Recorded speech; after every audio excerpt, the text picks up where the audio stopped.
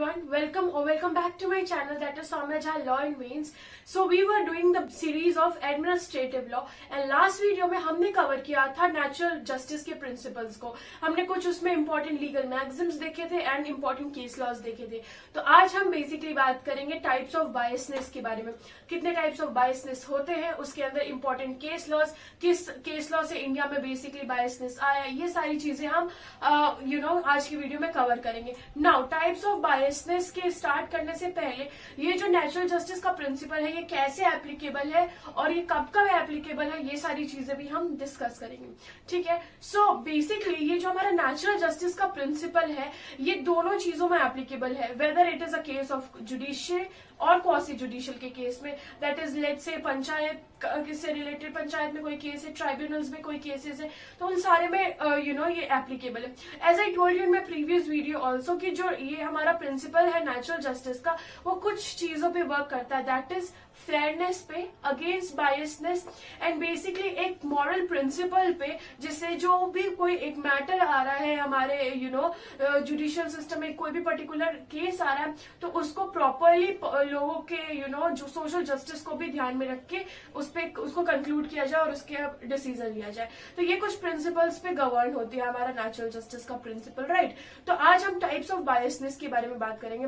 तो ये जो हमारा टाइप्स ऑफ बायसनेस है, बायसनेस बेसिकली कैसे अराइज होता है. तो बायसनेस की अगर हम बात करें तो कोई भी जज जब वो ये सोचता है कि सिस्टम के अगेंस्ट जाकर वो पर्टिकुलर पार्टी को एडजुडिकेटिंग अथॉरिटी, लेट्स नॉट जज, let's use the term adjudicating authority, जब कोई भी एडजुडिकेटिंग अथॉरिटी होती है जो किसी भी पार्टी को हेल्प करती है या तो अपने फिड्यूशियरी रिलेशनशिप की वजह से या फिर रिलेशनशिप ऑफ फ्रेंडशिप रिलेशन और व्हाटसोएवर रिलेशनशिप, उसमें आउट ऑफ द बॉक्स जाकर हेल्प करती है या फिर फाइनेंशियली प्रॉफिट हो उस पर्टिकुलर अथॉरिटी को इसलिए हेल्प करती है, तो वो चीज बायसनेस को अराइज करता है. तो अब उसी के बारे में हम बात करते हैं कि टाइप्स ऑफ बायसनेस क्या होता है. तो सबसे पहला टाइप है हमारे पास, ये हो गया पर्सनल बायसनेस. सबसे पहले पर्सनल बायसनेस की अगर हम बात करें तो पर्सनल बायसनेस क्या है, which is relationship arising between adjudicating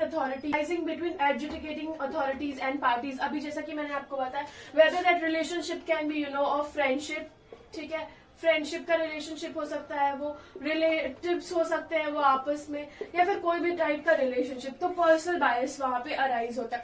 अब ये पर्सनल बायस के अराइज होने के क्या कह सकते हैं कि लॉसेस है या डिसएडवांटेजेस है उस पर्टिकुलर पार्टी को, कि जो सामने वाली पार्टी होगी उसका वो पर्टिकुलर एडजुडिकेटिंग अथॉरिटी फेवर करेगा just because of personal relations and which will not be fair, which will not work on the principle of just equity fairness जो कि हम पढ़ते आ रहे हैं, राइट. तो ये एक पहला टाइप ऑफ बायसनेस है. इसमें हमारे पास दो केस लॉ है, Ramanand Prasad versus union of India and दूसरा है mean glass T state versus workman. Ramanand Prasad versus union of India की अगर हम बात करें तो इस केस लॉ में बेसिकली ये हुआ था कि एक पर्टिकुलर टाइप ऑफ एग्जाम में जो जज थे, जजेस के पैनल में से एक वो जज थे जिनका भाई भी उस पर्टिकुलर एग्जाम में अपीयर हो रहा था. तो यहाँ पे सुप्रीम कोर्ट ने ये कहा कि जस्ट बिकॉज एक पर्सन की वजह से हम कंप्लीट प्रोसेस ऑफ एग्जाम को नहीं खत्म कर सकते, उसको हम नहीं वॉइड कह सकते हैं या फिर उस पर्टिकुलर एग्जाम के प्रोसेस को नेग्लेक्ट नहीं कर सकते. इसलिए जब वो उस पर्टिकुलर जज का जब भाई आएगा, अपीयर होगा, तो उस टाइम पे ये जो जज के पैनल में जो जिनके भाई थे वो उस टाइम पे उस पैनल से निकल जाएंगे and he will go out of the committee और whatsoever and then in that situation जो फर्दर के प्रोसेस होंगे उनके भाई के लिए वो किए जाएंगे दूसरे पैनल को बनाकर. तो यहाँ पे इस चीज को बेसिकली इसलिए किया गया था so that to avoid bias. Okay, तो सबसे पहला केस जो है वो है हमारा mean glass T state versus workman, AIR 1963 का केस है.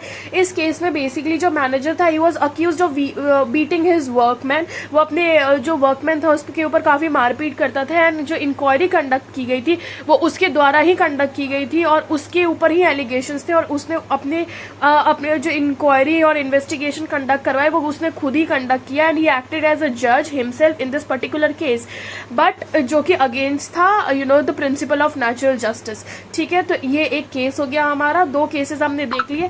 दूसरा केस है पिक्यूलरी बायस का केस. अब सॉरी, दूसरा हमारा बायसनेस का टाइप है pecuniary biasness.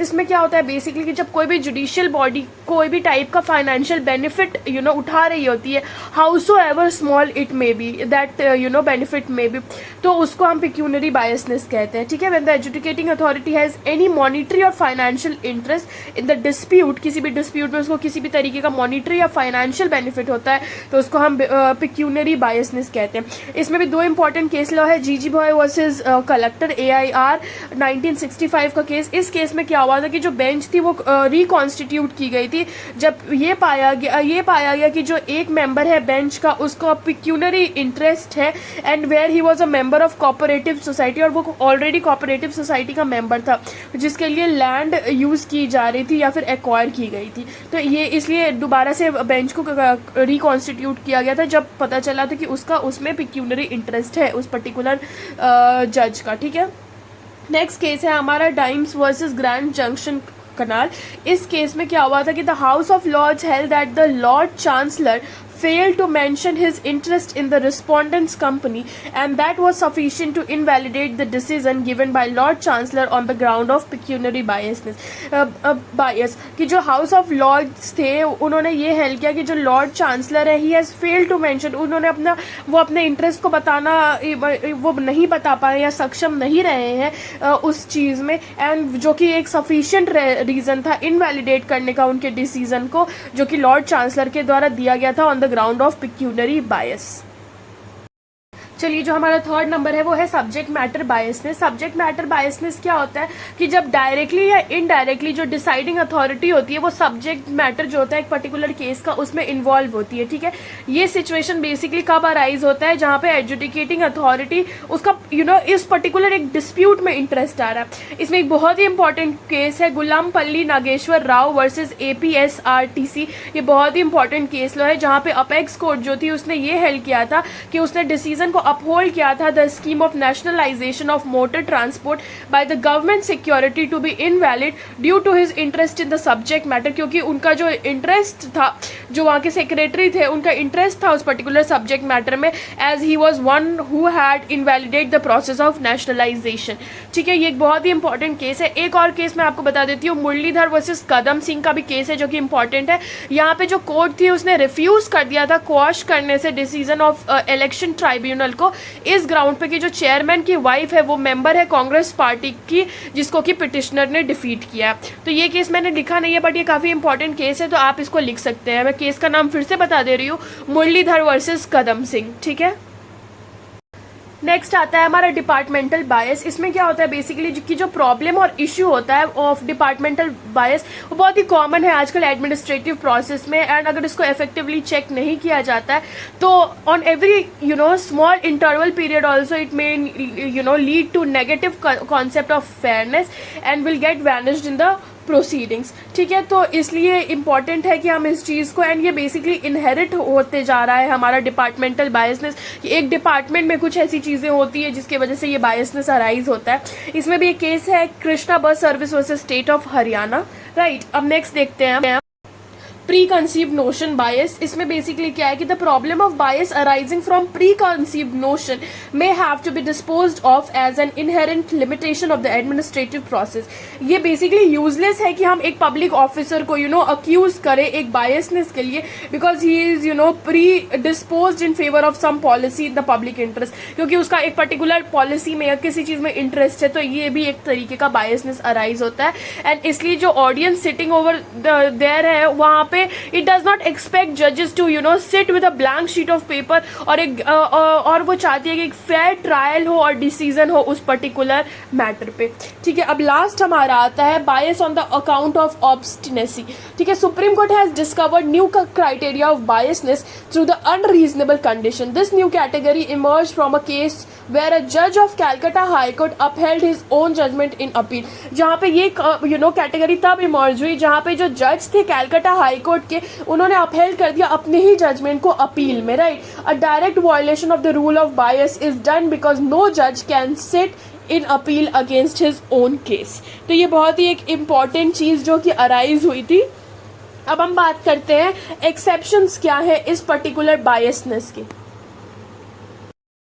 Okay, so talking about the exception to this is doctrine of necessity. So doctrine of necessity इसका एक exception है rule of bias का natural justice के अंदर. ये basically authorities को allow करता है कुछ ऐसी चीज़ें करने के लिए जो कि necessary है and which has to be done at that particular moment.